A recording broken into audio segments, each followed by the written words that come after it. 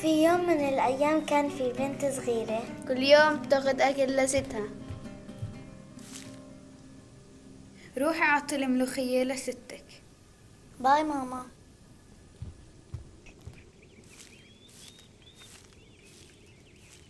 ديري بالك.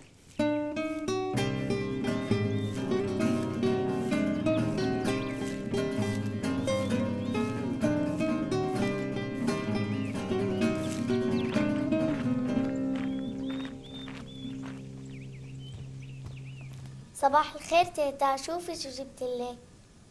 شكرا حبيبتي. ستها بتحبها كتير، عشان هيك سوت فستان كله ورد خصوصي لإلها. البنت الصغيرة شافت الفستان كتير حلو، عشان هيك صارت تلبسه كل يوم. عشان هيك صار الكل يحكي لها وردة. مرحبا وردة. مرحبا وردة.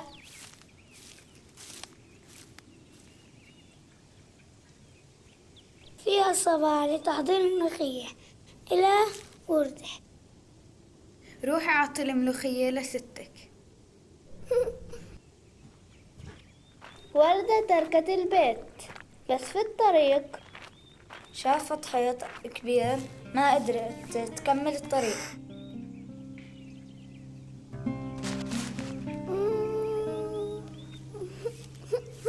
مرحبا وردة، ليش بتعيطي؟ لازم أروح عند ستي بس مش قادر أمرق. لازم ترمي حجار عشان تقدري تكسر الحيط.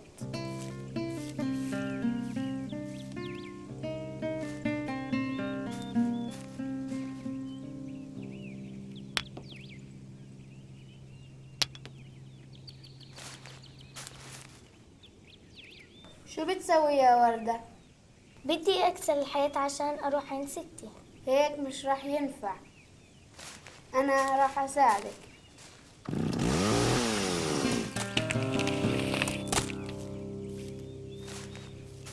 شكراً.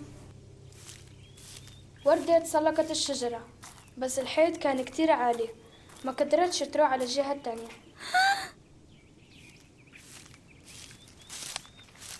شو بتسوي فوق يا وردة؟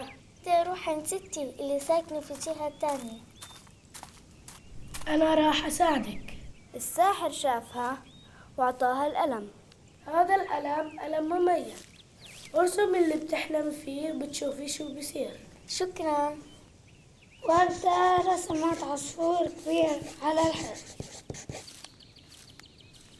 وفجأة تحول العصفور إلى حقيقة.